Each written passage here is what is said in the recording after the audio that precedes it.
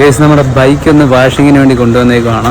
കഴിഞ്ഞ ഞാൻ ഒരിടത്ത് വാഷിങ്ങിന് കൊടുത്തപ്പോൾ അവിടെ ഹിന്ദിക്കാരാണ്, 3 പേരാണ് എൻ്റെ ബൈക്ക് കഴുകിയത്. അപ്പോൾ 3 പേര് കഴുകിയിട്ടും അന്നൊരു കാക്ക തൂറിയതുണ്ടായിരുന്നു കേട്ടോ.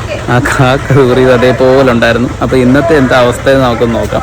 അപ്പോൾ ഇവിടെ ഞാനിപ്പോൾ വന്നിരിക്കുന്നത് കാർ വാഷെന്ന് മാത്രമേ ഉള്ളൂ, ഇവരുടെ പേരൊന്നുമില്ല. ഇത് നമ്മുടെ പത്തനംതിട്ട ജീവാശുപത്രിയുടെയൊക്കെ അവിടെയാണ് കേട്ടോ. നല്ല വൃത്തിയായിട്ട് കഴുകണം കേട്ടോ. വാഷിംഗ് ഒക്കെ കഴിഞ്ഞു കേട്ടോ. നമുക്ക് നോക്കാം എങ്ങനെ ഉണ്ടെന്ന്. കഴിഞ്ഞ week ഇവിടാണ് അവർ വാഷ് ചെയ്യാൻ വിട്ടുപോയത്. ഈ ഷോപ്പിന്റെ ഓണറാട്ടോ അവിടെ പണിയെടുക്കുന്നത്. അപ്പം ചേച്ചി ചോദിക്കാൻ എത്ര രൂപയായിരുന്നു? ചേച്ചി എത്ര രൂപയായി ചേച്ചി? 250. എല്ലായിടത്തും ഉള്ള വേറെ റേറ്റേ ഉള്ളൂ അല്ലേ? പിന്നെ എക്സ്ട്രാ പോളിഷ് കിട്ടുന്നുണ്ടല്ലോ, അത് എനിക്ക് വേണ്ടി മാത്രമുള്ളതാണോ? എല്ലാവർക്കും ഉള്ള. അപ്പൊ ഈ പയ്യനാണ് നമ്മുടെ വണ്ടി കഴിയത് എനിക്ക് ഇഷ്ടപ്പെട്ടു. നമ്മൾ പറഞ്ഞ പോലെ നമ്മുടെ സ്നേഹ സമ്മാനം പുള്ളിക്ക് കൊടുക്കുകയാണ് കേട്ടോ.